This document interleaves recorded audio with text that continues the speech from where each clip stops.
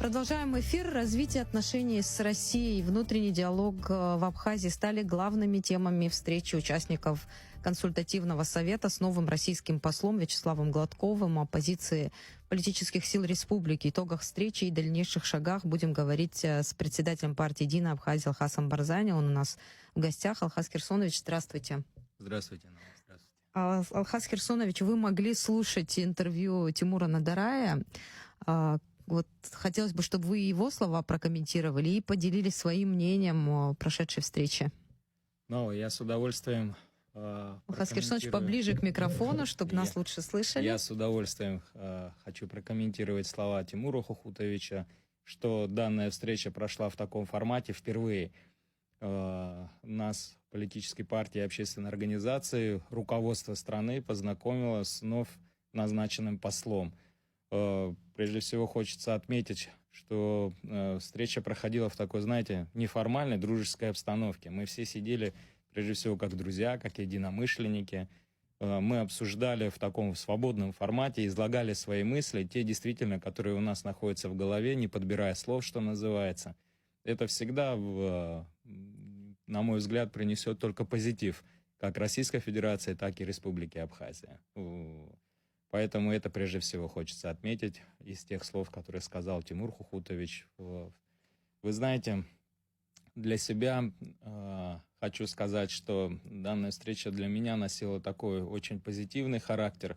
И я в очередной раз увидел, насколько мы способны идти друг к другу, насколько мы готовы преодолевать любые препятствия.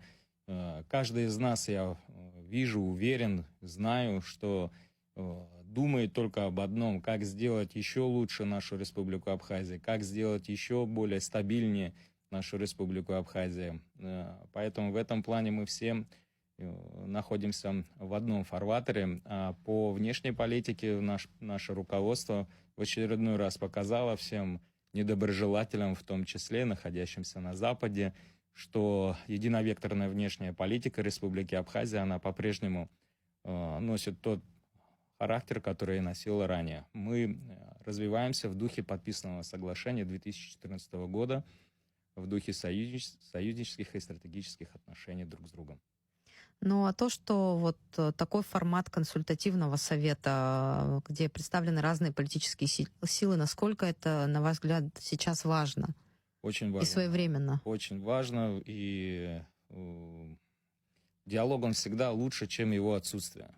Поэтому, на мой взгляд, мы должны слышать друг друга. Да, может быть, мы идем разными путями, но главное, что мы нацелены на один результат, чтобы наша Абхазия процветала, была стабильной, была благополучной. Возможно, со стороны кажется, что это такие больше популистские слова, но, вы знаете, в эпоху такого турбулентного мира не устаю, к сожалению, повторять именно эту фразу: турбулентный, непростой мир. Каждый день час от часу не легче, что называется. Утром читаешь новости, смотришь, в каком количестве сбиваются беспилотники. Ну что тут говорить, в Москве на главном мосту, на Кремлевском мосту, стоит пулеметчик, который готов сбивать беспилотные летательные аппараты. Мы должны понимать, что этот мир не просто турбулентен, он уже опасен. И тут самое главное, что мы способны сесть за один стол. Уверен, что этот стол будет только расширяться. По разным причинам, возможно, сегодня кто-то не пришел. Уверен в том, что такого рода консультативные встречи на площадке нашего руководства будут проходить еще более регулярнее. И главное, что мы все будем говорить об одном: как продолжить жить более стабильно, более благополучно. Слава Богу, у нас, у народа Абхазии, есть такая возможность. Весь мир воюет, весь мир теряет границы. Вы посмотрите, что творится в Европе. Они поглощены мигрантами, и сегодня вечером их граждане чувствуют себя далеко не безопасно. Ближний Восток полыхает. А мы в Республике Абхазия спокойно встречаем своих гостей, живем своей жизнью. Для меня, если честно, это и есть один из показателей суверенитета, когда человек, гражданин Республики Абхазия, встает утром и занимается своими привычными делами. Это один из показателей суверенитета стабильности и процветания нашей республики. Алхаз Херсонович, а как вы видите развитие отношений Абхазии и России? Вы вспомнили договор 2014 года и происходящее в мире в этих условиях. Куда и как могут развиваться абхазо-российские отношения? Они могут развиваться, на мой взгляд, продолжать развиваться в более тесное сотрудничество. Хочу подчеркнуть, что в 2014 году соглашение было такое подытожено в преддверии множества подписанных соглашений с момента признания. Мы подписывали разного рода соглашения, и это соглашение просто сконсолидировало все то, что мы подписали в 2008 году. Еще раз повторюсь, два основных момента. Мир слишком динамично меняется. На мой взгляд, нельзя забегать больше, чем на полгода. Это первое. Второе.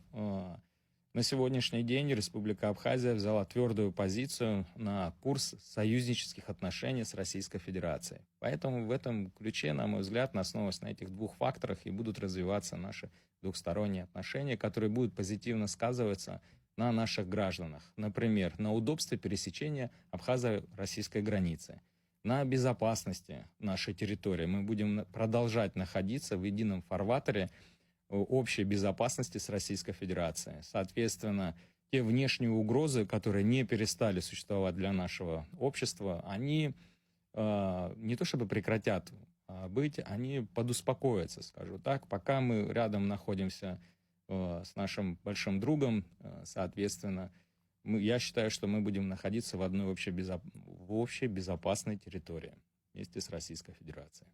Мне бы хотелось вернуться к консультативному совету. Президент заявил о расширении состава совета. Какие силы, на ваш взгляд, должны быть там еще? Вы знаете, Бадр Зурабович с первой встречи говорил о том, что это такая предварительная встреча, первая встреча, что обязательно будут и последующие встречи. Сейчас тяжело кого-либо выделить. На мой взгляд, мы теми хороши. У нас есть общественные организации, которые базируются не в городе Сухум, например, в районах наших, но и в то же время они обладают таким авторитетом, что если начнут... Не хотелось бы сейчас кого-либо выделять. Уверен в том, что консультативный совет будет расширяться, и это будет только позитивно сказываться на нашей на нашей внутренней ситуации. Опять-таки, находимся в непростую эпоху. В 2028 году в Соединенных Штатах будут выборы, в 2030 году будут выборы, в 2026 году в текущей ситуации тоже будут выборы. Потом мы прекрасно понимаем, что наши парламентские выборы, наши парламентские выборы пойдут осенью, в следующем году, в 26-м в России выборы. Да, осенью 26-го в России выборы в Госдуму, наши в марте 27-го года. Как они пройдут тоже. Все вот эти вот факторы будут играть свою роль, поэтому тут важно, еще раз повторюсь, взять твердо свой курс.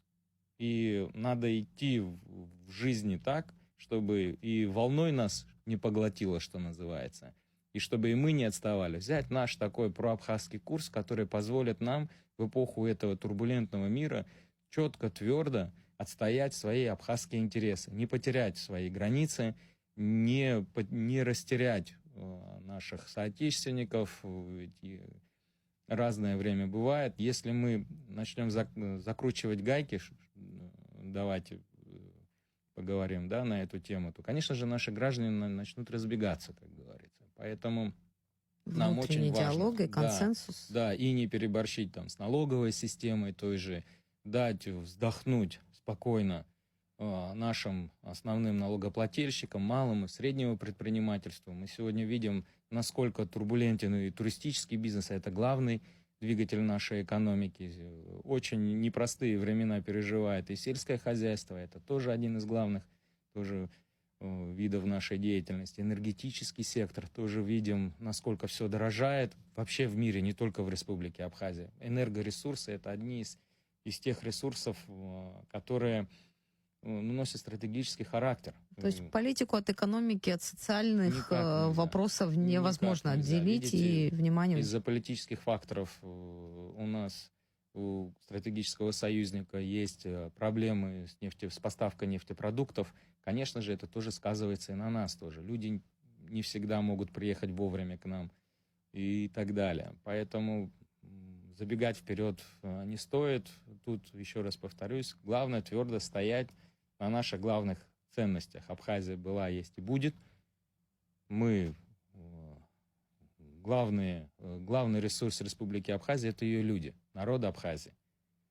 Вот за это мы и будем бороться. Вот Тимур Хухутович на это тоже обратил внимание, что впервые его вот на такой формат встречи пригласили, что было ощущение, что у президента нет своих чужих, что он представил послу представителей различных политических сил как своих людей. И вот это, мне кажется, такой шаг вот с точки зрения дипломатии. Как вы это оцениваете? Вы знаете, для меня сегодня один из таких волнительных дней. Тоже хочется и поздравить своих коллег, бывших дипломатов не бывает, как говорится, Вячеслава Гладкова, Стамура Каца, пожелать им, чтобы у них все свершалось, как они задумали. Будем им тоже, в свою очередь, по мере наших возможностей помогать. Да, действительно, когда Бадр Зурабович представлял нас, он представлял нас настолько тепло, настолько дружески, как своих друзей. Он говорил о том, что подчеркивал, что мы все делаем свое одно дело. Да, каждый при своем мнении, но у нас общий знаменатель. Вот. И поэтому в этом формате и проходило. Он задал такой тон, Бадр Зурабович, такой дружеский, неформальный, спокойный. И вот в этой легкой обстановке проходила наша такая конструктивная беседа, которая носила такой, знаете, всеобъемлющий характер, на какие только темы мы не переговорили. На разные темы переговорили, и видно, что Вячеслав Владимирович уже тоже погружен, старается погрузиться. Он делился своим опытом тоже, как у них идут боевые действия, как они это переживают, как он старается минимизировать, сократить. Видно, что человек, который за все переживает, относится близко к сердцу, ко всему. У него, как я увидел, тоже отсутствует понятие «чужой».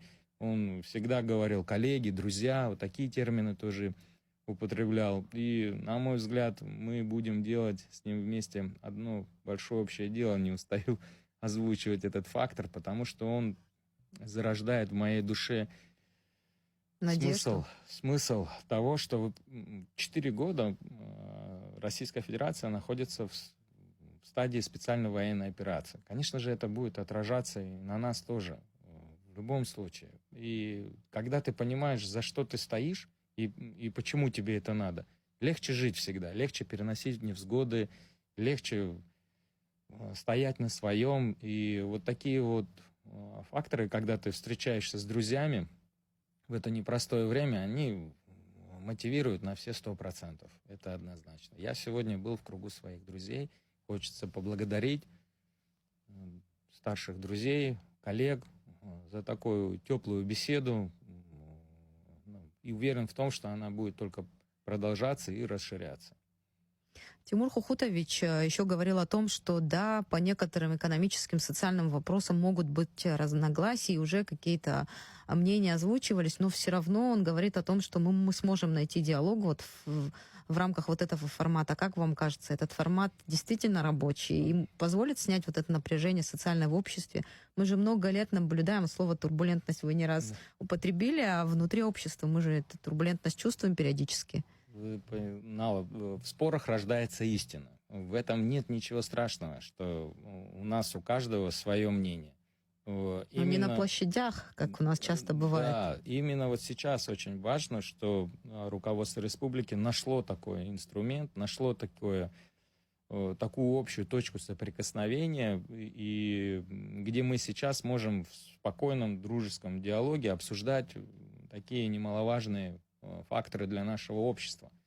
Поэтому я уверен, что мы найдем эту общую точку соприкосновения по множеству моментам. Сейчас не хочется их выделять. Это тема отдельного диалога, потому что каждая тема, она носит в себе еще и те факторы, почему именно вот наша позиция, нашей политической партии, почему таковая, как говорится. Сейчас не буду столько времени у вас занимать.